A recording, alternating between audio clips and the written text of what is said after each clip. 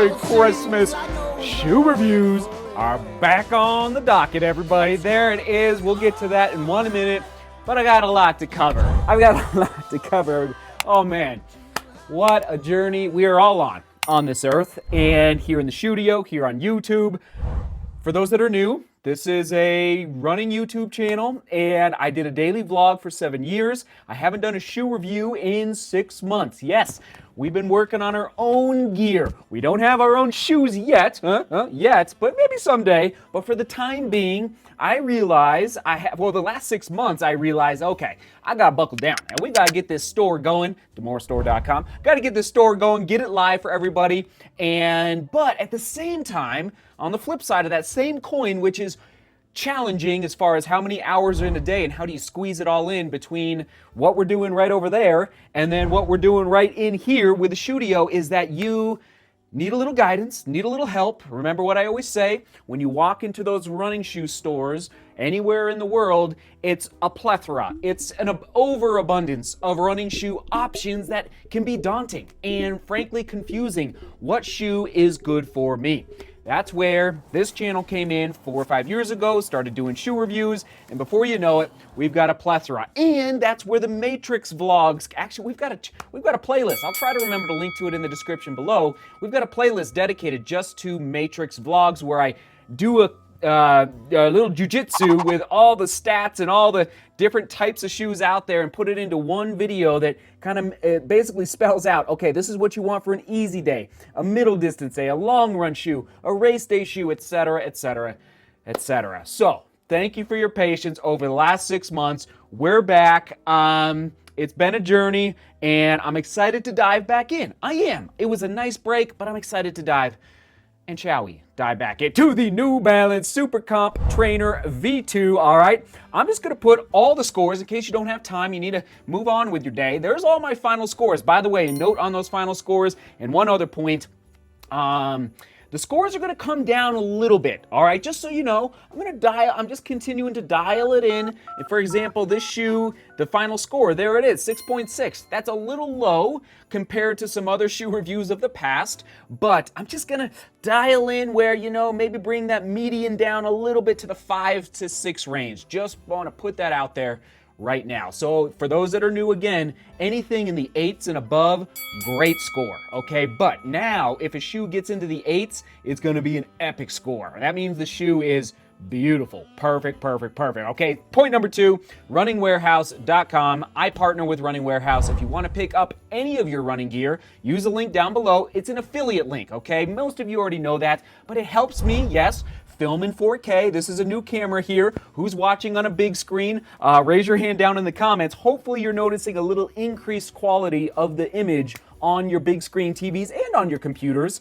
But that's a new camera, and so by you using the links down below to buy your running shoes, buy your running gear, probably the next thing I'm gonna have to buy is new audio. You should see it, I'm looking at it right now. There's tape wrapped around it anyway. It's like a $700 purchase. We're gonna pick that up sooner rather than later, so thank you for supporting the creation of these running shoe reviews and all that we do here in DGR by using the links below. But it's an affiliate link, just so you know, so we get a kickback from Running Warehouse, but we appreciate it. All you got to do is go down and click on any link that says Running Warehouse, and we'll get the affiliate commission. All right, so thank you. All right, shall we go into it? Here we go. Boy, should we do a twist test? Oh, baby. Okay, maybe a couple geese. Not twisting as much because, yes, there is a plate inside that midsole. The energy arc is what New Balance calls it. We'll get to that in a minute, all right? It is a neutral road running shoe, 40 millimeters in the heel, 34 in the oh, it feels good just to say that. We haven't said that. The 40 millimeters in the heel, 34 in the forefoot. And why not, since we're talking about it? Although I'm going a little out of order. Usually I do upper first, but I can't resist. Come on, who remembers this guy? I believe I was getting a 35 over there, 32 right there. Okay, let me try the other side. You try to find a flat surface. Okay, that's getting 33. So maybe 35 was a little high. 32 to 33 for the durometer, which is the thumb test. Oh, ooh, okay, pretty soft. In fact, well, all right, we'll get to the midsole. We'll come back to the midsole in a minute. Big updates compared to the V1. Booty style collar over here in the V1. Not a booty style collar. That's what wraps around your ankle, just so everybody knows. Higher breathability. I love it. All right, and I realize many of you already own this shoe. I am just getting to the review now because I took 6 months off.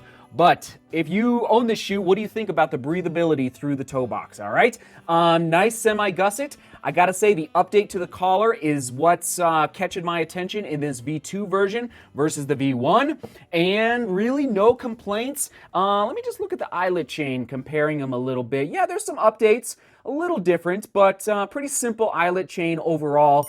And there's my scores for the upper. Okay, on to that that fuel cell midsole foam. So it's a lot of fuel cell foam, and I think that's what's causing a little bit of hesitation for folks to pick this shoe up. I gotta say, it did feel a little unstable. Now, I did measure it. Ooh, I don't have the tool here right now, but I did measure it, and I was getting 90 millimeters in the heel over here as far as the width of that heel. I was getting 93 over here, so the heel is a little wider in the V2, but I was feeling a little unstable, and I think, and this is what I'm getting reports from people, the foam is, the weight. It almost lost an ounce. That's why the weight score was so high. Almost lost an ounce from the V1 to the V2. Great job, New Balance.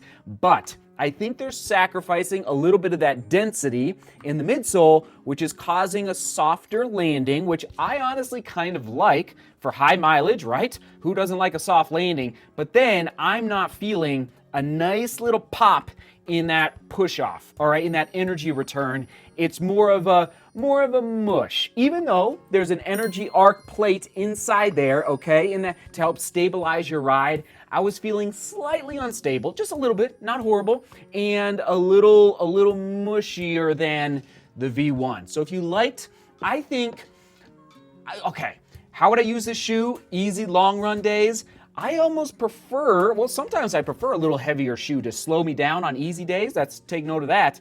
But also, I'm okay with a little higher density, just so it doesn't feel, I guess so mushy under step. Does that make sense? It's a great shoe. I put a ton of miles in this shoe over the summer when I wasn't testing running shoes at all. And I like this shoe a lot. Don't get me wrong. I actually did a 28-mile run in this shoe just a couple days ago, so it's performing great. Nice cushion. I'm just not feeling any excellent pop through the foots, but I don't think it's designed for that, and that is going to impact the durability. I can already see the creasing, and it's just like it's creasing up pretty quickly through. So I don't see this shoe going for much past 250 to 300 miles, especially depending on the type of surface you're running on. It is a road shoe. It does, all right, let's just mention the outsole, okay? We got a Grand Canyon there. I think that's what I called the first V1. Because, you might get a rock or two stuck in there. I think I only got one rock in the testing. You can see the energy arc shining through. I actually like the Grand Canyon effect on that heel. It creates a little bit of that trampoline effect that we got in that Nova Blast, especially the V1, the Nova Blast 1, the original, the OG, the best Nova Blast in my opinion is the original one. So price point, woo! That's pretty zesty. I know, but it's just zesty. And maybe I don't know what's going on. Maybe all the running shoes are going to be $180 at this point, but that's a little hot off the hopper. Who knows? Maybe you can find a V1 at this point if you really like this shoe. I wish, and this came up with Justin. Actually, Justin, you get the comment of the day. I'm just going to read it right now. Been waiting on this one. Did not feel unstable at all. Talking about the V1. This is being pulled from the V1 full review. Was actually shocked at my first try how stable it was. Question of the day. This is by far my favorite big shoe. Justin D. Thank you, Justin, for all you do for DGR. And if you could take, basically what he said is if you could take the midsole of the V1 and put it on the upper of the V2, he'd be very happy. And I actually kind of agree with him. I think the upper definitely improved from the V1 to the V2. All right, there you go. Price point, one more time, all the scores on your screen.